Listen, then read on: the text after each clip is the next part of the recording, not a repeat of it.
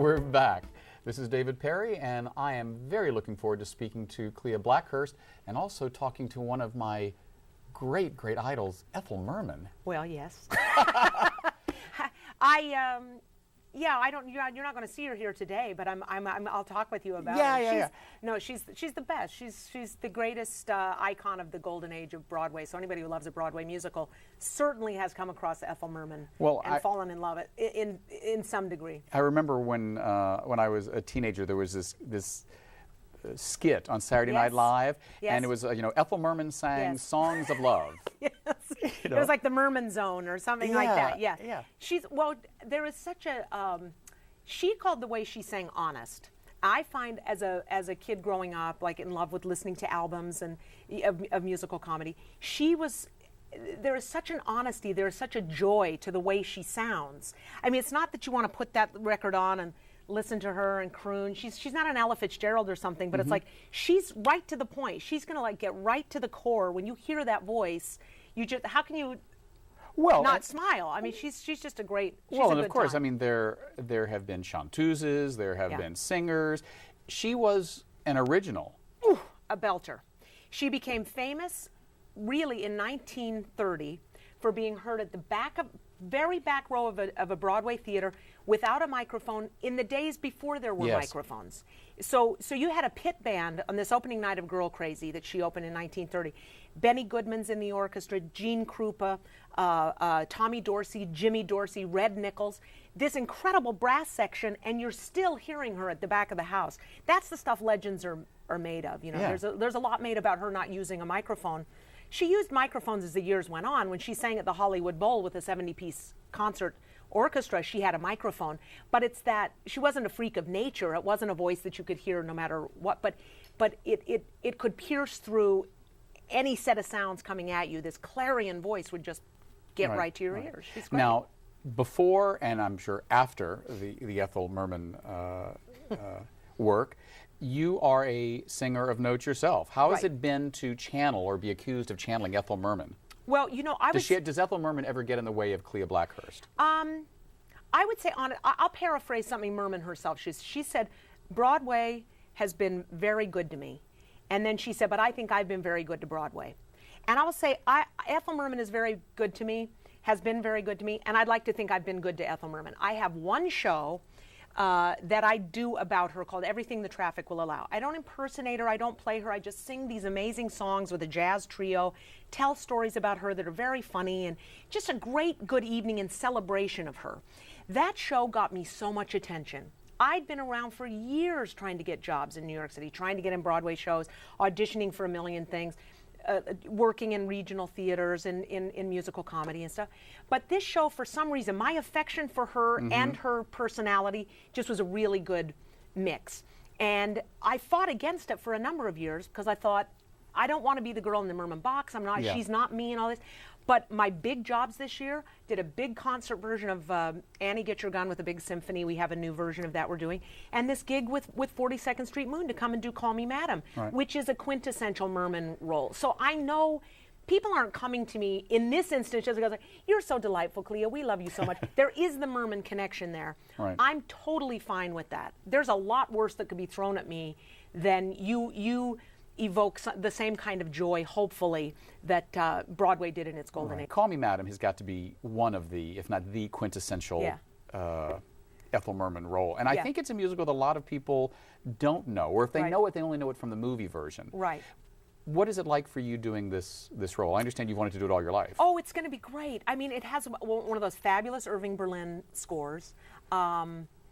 She's got some great, even the title is not Call Me Madam. It's not fun. She's saying to this guy who calls her Mrs. Adams, call me Madam. And when you call me Madam, smile.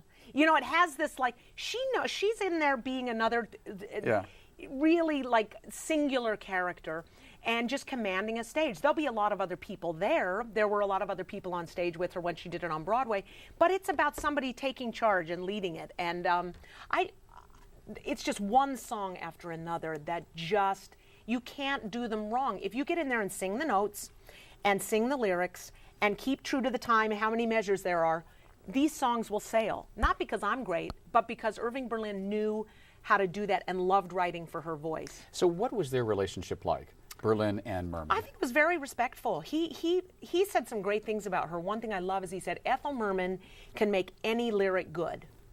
And then he said she can make a good lyric great. And then he went on to say, you better write her great lyrics because they're going to hear it out on the sidewalk 8 times a week. Like, your reputation's on the line. They're going to hear about this.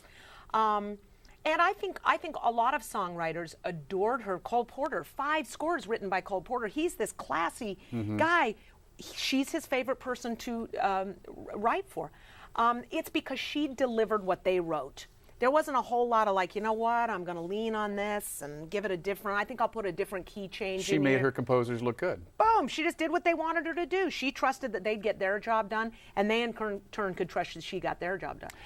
What have you learned about Merman during your work that surprised you? Oh. Probably lots. Lots, and certainly a lot of affection for her. I had a woman, I've just been doing my show in New York, a run that we just closed on Saturday, and it's been great fun. A woman came to see it whose husband had been Ethel Merman's financial advisor, and when Merman died, she had been given the charm bracelet that Merman had a charm for every one of her Broadway shows. And she told me all about this bracelet. She's going to let me come in a few weeks and see it. The affection there was for her. I mean, people really, the few people that were in there really close knew that she had a great heart and wasn't all brass and bravado.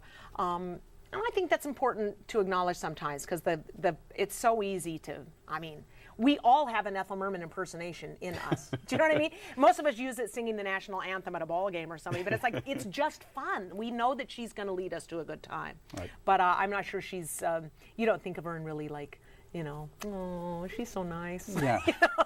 But I think she was. I've grown to have a great affection for her.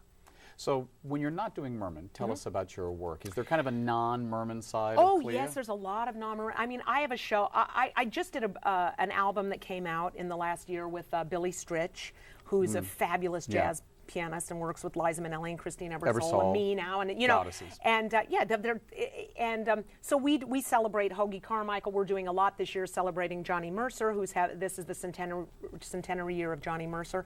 The year after my Merman show hit, I spent a lot of time celebrating Richard Rodgers. It was the Rodgers centenary. Merman never sang a Rodgers song, not once. Never associated with him in any way. So I thought the fact that Klea Blackhurst was working in 2002. Merman took me there, but she didn't have to keep me there. So you're fulfilling maybe something. I love the past. I'm a historian. I feel like I'm a musical theater historian who performs what I find rather than writes about it. So Merman is a big part of that, but there's lots of, I'll get going on just about anything that catches my eye. Well, I tell you, in our last few moments, talk to us about the history of Broadway. Is this the golden age of Broadway, or is this...